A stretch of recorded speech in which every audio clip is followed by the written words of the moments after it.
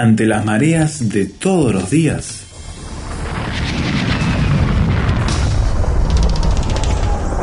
Llegamos a Tierra Firme.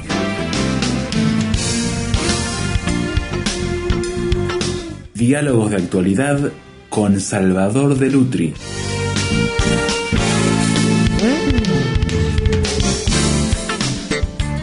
Una de las maneras de conocer las costumbres sociales, de conocer el contexto cultural de una sociedad, de un pueblo, de una gente específica que queremos entender, es mirar cómo encaran el tema de la muerte y saber cómo procesan colectivamente, individualmente, a la muerte en las familias, en las concepciones de lo que pasa en ese momento trascendente, de las costumbres alrededor de cómo procesar las costumbres funerarias, costumbres del entorno de las personas. Sin dudas, Salvador, uno de los fenómenos humanos al que todos llegamos a enfrentarnos algún momento, sabiendo que esto es ineludible y por lo cual el ser humano entonces ha tratado de generar diferentes mecanismos de tratar el tema.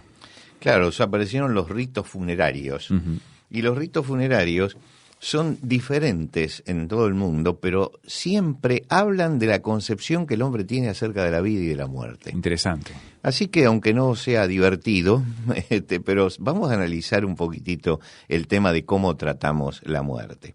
Digamos que las culturas poseen ritos diferentes, pero en términos generales hay dos cosas en las que coinciden. En primer lugar, la preparación del individuo, del cuerpo del individuo que ha fallecido, de acuerdo a lo que se entiende por la nueva vida, la otra vida. Es verdad. Y en segundo lugar, preparar a la comunidad que queda viva para ver cómo va a reorganizarse con la falta de ese individuo. Procesar esa falta. Claro, quiere decir que tiene un doble sentido. La colocación del cadáver o la forma en que se coloca el cadáver tiene también importancia en las diferentes culturas. Uh-huh. Por ejemplo, en muchas culturas indígenas se momifica al cadáver, pero se lo momifica en posición fetal. Interesante. ¿No? ¿Por qué en posición fetal? Porque se entiende que están haciendo una nueva vida. Entonces, si están haciendo una nueva vida, se toma el cuerpo y se lo pone en la posición del feto, que es la posición en la que se van a hacer. No es caprichoso, entonces. No es caprichoso el asunto. Es decir, se lo hace porque el sentido que tiene la vida para ellos es que recomienza. Claro. Entonces, en ese recomenzar se prepara el cadáver para que recomience. Quiere decir que el cuerpo tiene importancia también, porque se lo prepara para eso. Entre los hindúes, por ejemplo, el cuerpo no tiene importancia. Lo realmente importante es el alma. Entonces, en la muerte, el alma se desprendió. Entonces, el cuerpo se lo puede quemar y se lo quema y se tiran las cenizas, ¿no? Porque hay otra visión del cuerpo y hay otra visión de la vida y hay otra visión de la persona. Esto para mostrarnos que todas estas cosas que nosotros vamos realizando en los ritos funerarios, en alguna forma reflejan también lo que pensamos acerca de la vida y lo que pensamos acerca de la muerte. Claro, porque por otro lado hay gente que dice, no se puede quemar el cuerpo, hay que ponerlo en tierra y enterrarlo en un lugar de tierra. Bueno, eso ya dentro de los ritos occidentales. Claro. Ya vamos a ver también eso, porque eso es muy interesante. Ahora, hay algunas tribus que creen que la fuerza de vida del individuo está en el cadáver. Uh-huh. Y por lo tanto se practica el canibalismo, el endocanibalismo. Me como a la persona. Incluso cuando se tiene una guerra entre tribus y se mata a un guerrero muy poderoso de la tribu enemiga, entonces se comen el cadáver. Uh-huh. Y comerse el cadáver es tratar de apropiarse de las fuerzas y las cualidades que la persona tenía. Esto también, aunque parezca que no, esto también es un rito funerario, claro. ¿No es cierto? Forma parte de cómo encarar la muerte. Y por otro lado, siempre aparecen una cantidad de deberes que las personas tratan de cubrir en el momento en que alguien fallece, deberes sociales, ¿no? En algunas tribus, por ejemplo, del África, se cree que si uno moribundo lo deja solo, precipita su muerte. Ajá. Por supuesto que son tribus que tienen prácticas de brujería, ¿no? Entonces, cuando la persona está moribunda, se acercan todos porque nadie quiere ser el culpable de esa muerte ni llevar la carga de esa muerte. Claro, ¿no? Claro. Quiero decir que este tema de la muerte tiene diferentes facetas y tienen todas que ver con el cadáver, con qué hacemos con el cadáver y qué hacemos nosotros frente a ese cadáver. Y acá también es donde varían, ¿no?, las costumbres. Hay pueblos, por ejemplo, donde la muerte significa que van a realizar una reunión social, y una reunión social donde, por ejemplo, se juega a los naipes, ¿Ya? ¿no? O sea, realiza una fiesta. Por ejemplo, todos llevan algo y comparten. Claro. Hay algunas regiones del norte de la República Argentina donde cuando muere un niño se hace un baile, que es el baile del angelito. Y al niño se lo disfraza de ángel y al cadáver y se lo sienta, ¿no?, para que presida el baile, y es toda una fiesta de despedida al angelito. Son formas de cumplir o de llevar adelante los ritos funerarios.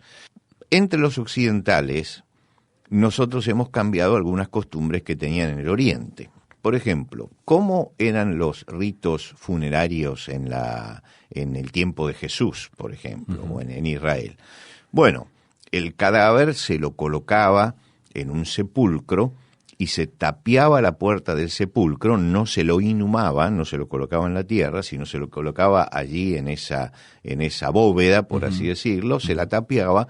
Se ungía el cuerpo para mantenerlo incorrupto todo el tiempo que sea posible, y después, cuando ya era imposible, entonces se tapiaba la puerta y se esperaba que se disolviera para después ir a sacar los huesos, claro, ¿no? Y entonces los huesos era lo que se conservaba.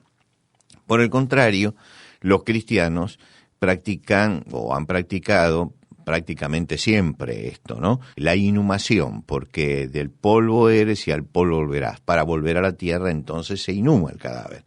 Aunque últimamente hay muchas tendencias a la cremación y la conservación de las cenizas, que es otra forma de ver también la vida y otra forma de ver el cuerpo. Lo que quiere decir que hay diferentes formas de encarar el tema de la muerte y diferentes formas de cumplir con la parte funeral, es decir, qué es lo que se hace después. De acuerdo a las culturas, también es lo que se hace después con el cadáver. Es notable, por ejemplo, que hay los cementerios que tienen una raíz católica, son muy distintos a los cementerios protestantes, aunque ambos inhuman. Pero los monumentos funerarios que ponen, por ejemplo, los países de raíz católica son casi siempre ampulosos, grandes, ¿no?, sobre todo si hay poder económico, mientras que en los países protestantes es mucho más simple la forma de las tumbas y de enterrar. También los ritos que rodean han sido diferentes. Yo recuerdo en mi infancia que cuando alguien fallecía, se convulsionaba todo el barrio. Y entonces la familia tenía que velarlo en su casa. Bien. Entonces aparecía la funeraria, preparaba un ataúd, una caja, y allí lo colocaban entre velas en una de las habitaciones. Pero se tapaban todos los muebles, se cubrían todos los muebles con sábanas, ¿no es cierto? Cosa que no se viera nada de lo que había en la casa, lo único que había era el cadáver puesto allí con las velas alrededor.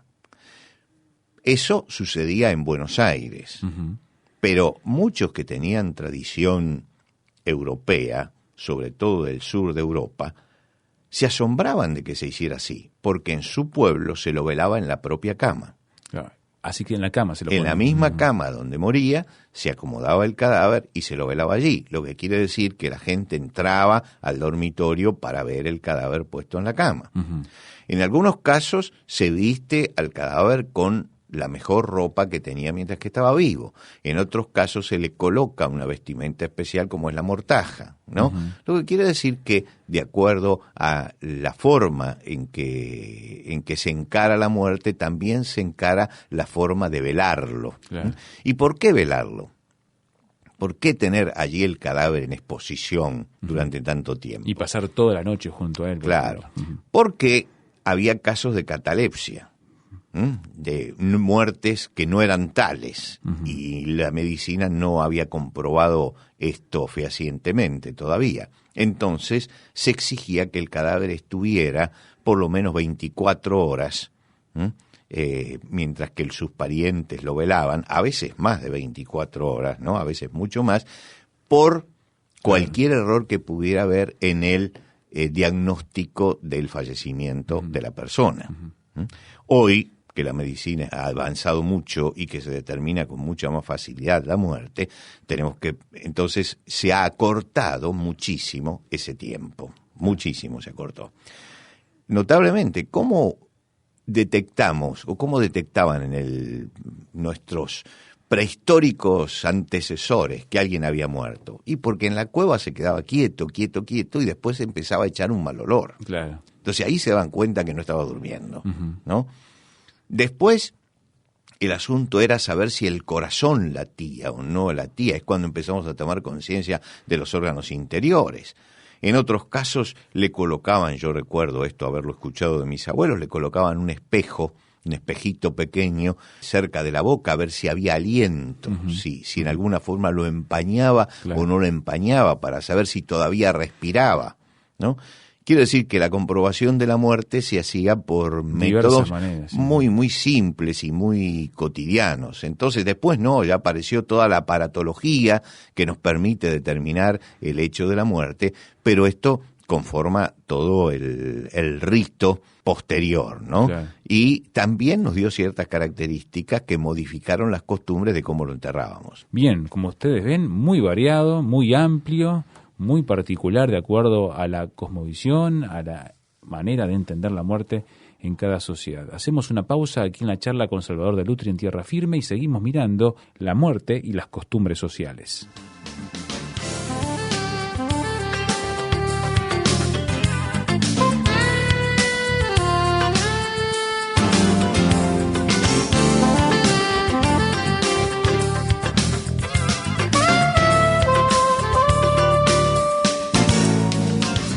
Tierra Firme en Internet. Descubra nuestro sitio materiales, datos, la transcripción de estos comentarios, frases sobre este tema que le ayudarán a desarrollar una posición con bases sólidas. Visítenos en www.tierrafirmertm.org www.tierrafirmertm.org. Tierra Firme es una producción de Radio Transmundial.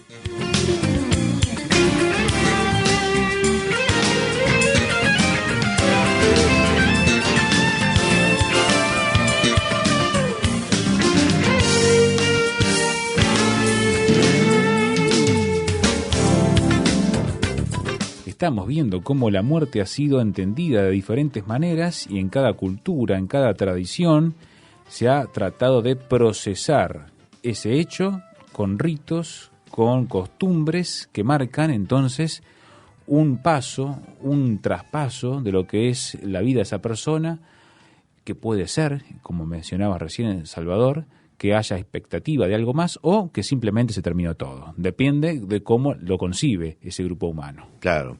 Y es interesante también ver cómo han ido cambiando también las costumbres con respecto a cómo llevar el cadáver al cementerio. Por ejemplo, cuando todavía la parte automotriz estaba en pañales, las carrozas eran tiradas a caballo, ¿no? Entonces había caballos negros, carrozas negras que venían y cargaban el cuerpo del muerto en el ataúd y la familia seguía detrás, casi siempre vestida de negro, y lo acompañaba todo el pueblo, todos los vecinos, iban con ellos, lo llevaban durante un tiempo a pulso, a mano, para que pasara por los lugares que solía frecuentar y luego lo cargaban y lo llevaban al cementerio. Con la llegada de los automotores el asunto se mecanizó muchísimo y entonces ya se carga el ataúd y lo lleva directamente, se lo lleva con un vehículo de ese tipo al cementerio. Aunque todavía solemos usar en algunas partes de Latinoamérica el término esperando la carroza, por ejemplo. Sí. Recordando aquella época. Aquella época, ¿no? Aquella vieja época. También los cementerios que públicos han variado y el auge de los cementerios privados ha cambiado también las costumbres.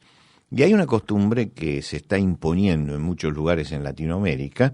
No voy a juzgar si es para bien o para mal, simplemente voy a enunciarla. Lo que está pasando es a alejar el cadáver lo antes posible de la casa donde está para buscar algún salón donde velarlo. La sala funeraria. Sala funeraria, y en algunos casos no velarlo. ¿No? Directamente entregarlo a la funeraria y decir, a tal hora salimos para el cementerio. Bien. Y salir directamente para el cementerio al otro día, o cuando el cementerio fije el horario para el entierro, y llevarlo al cementerio. Y en los cementerios hay capillas donde se puede hacer, si la familia es creyente, un servicio religioso, y entonces colocar allí el cadáver en la tumba, ¿no? O, en algunos casos, llevarlo al crematorio para quemarlo y que la familia se lleve las cenizas. Son todos ritos funerarios, cosas que tienen que ver con la muerte. Lo único acá seguro y absoluto es la muerte en sí misma. Todos los ritos tratan de expresar un poco lo que nos pasa. Claro. Y los seres humanos tenemos la costumbre de que frente a los hechos realmente trascendentes de la vida, buscamos armar algún rito o alguna ceremonia que marque un hito dentro de la existencia del hombre. Es decir, algo que lo haga inolvidable, ¿no? Un casamiento, por ejemplo, siempre es un acto social, claro, público, para que toda la comunidad se entere, todos sepamos, y además marca un mojón en la memoria de los que están allí observando lo que está sucediendo. O sea que los ritos son parte importante. Son parte importante para marcar en la memoria ciertas cosas. Y por supuesto que la muerte marca también algo. Entonces, al marcar eso, se trata de hacer un rito, una ceremonia que sea impresivo en la gente. Que en alguna forma deje testimonio en la memoria de las personas de que allí algo ha cambiado. Claro. Y todos sabemos que el casamiento y la muerte producen cambios, y producen cambios en la sociedad y producen cambios en las personas. Entonces se busca eso. Ahora, el hombre moderno que huye del contacto con la muerte, que no quiere escuchar nada acerca de la muerte, entonces disminuye el valor de estos ritos para no verla. Claro. Entonces trata de que pase lo más desapercibida posible por los temores que la muerte despierta en la persona. No obstante, todos tenemos que tener conciencia de que la muerte es una realidad, que la muerte es una realidad que nos va a alcanzar a todos, que todos estamos frente a la temporalidad, estamos en la temporalidad y frente a nuestros destinos de muerte. Y yo creo que lo más importante que todos los ritos funerarios es cuál es la esperanza que nosotros tenemos frente a la muerte, qué es lo que esperamos. Esa esperanza es la que realmente tiene que marcar a la persona, no el rito ni la ceremonia que se hace alrededor del cadáver, sino la esperanza que la persona tiene. Para el que la muerte es un acto final y definitivo, este es un momento de desesperación o de una resignación fatalista, suprema, ¿no? Pero es indudable que para esa persona está relacionado siempre con la amargura de la despedida final. Para los que creen ya hay otra esperanza, se abre otra esperanza, pero también hay dolor. Porque toda separación implica dolor, y toda separación implica la expresión del dolor, que es el llanto, y la expresión posterior del dolor, que es el duelo, que es el acomodarme a una nueva situación, a una nueva realidad. Eso les pasa a todos, al que cree y al que no cree. Pero el que cree también tiene que pasar por todos esos periodos. Pero los pasa con el consuelo de la esperanza del reencuentro. La fe cristiana en ese sentido ha sido muy clara en cuanto a qué es lo que esperamos. Los que confiamos en Cristo como nuestro Salvador personal, creemos en el reencuentro final. Creemos en que que no termina todo acá, sino que la vida se prolonga en la eternidad y que allí nos encontraremos más allá de los sufrimientos de la tierra. Y esto es un fuerte consuelo que no nos quita el dolor de la partida y la despedida, pero que nos hace pasar ese trance con esperanza. Hay dolor, porque toda partida tiene dolor, pero también hay esperanza, y la esperanza es lo que sostiene, y lo que sostiene en la etapa posterior, que es la etapa del duelo. Aproximadamente un duelo dura alrededor de 3 meses, y es el reacomodarme a una nueva situación.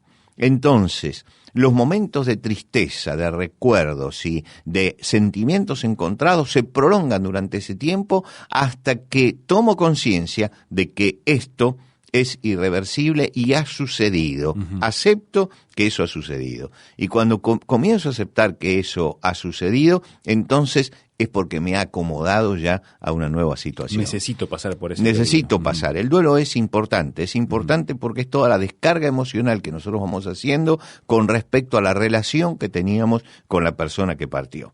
Es indudable que cuando muere alguien que es cercano a nosotros, el golpe emocional es muy fuerte y nosotros necesitamos un reacomodamiento. Y todo ese tiempo de duelo es ese reacomodamiento que hacemos.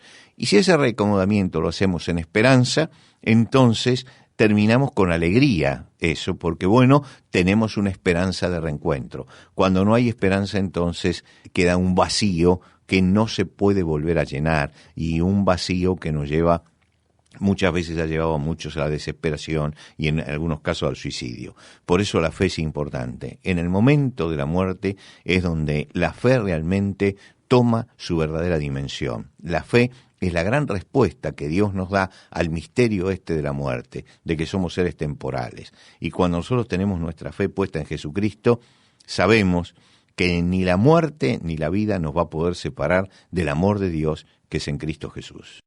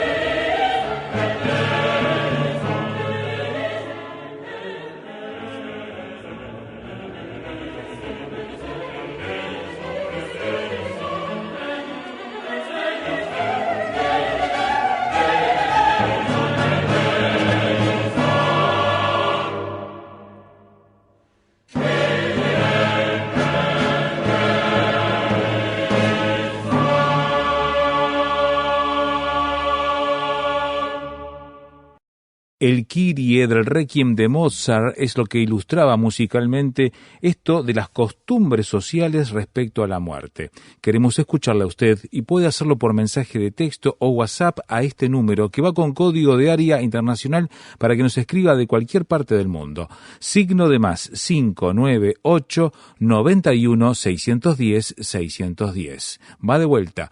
Signo de más 598 91 610 610. Encuéntrenos también en internet tierrafirme.rtm.org para escuchar el audio, para descargarlo, así como el texto. También encuentre toda la biblioteca de programas de Tierra Firme, los grandes temas, artículos y más. tierrafirme.rtm.org. Allí también estarán las conexiones a las redes sociales para seguirnos e unirse a nuestra comunidad virtual. tierrafirme.rtm.org. Dejamos todo esto en sus manos y le espero, la próxima ocasión, cuando anunciemos una vez más. Tierra Firme.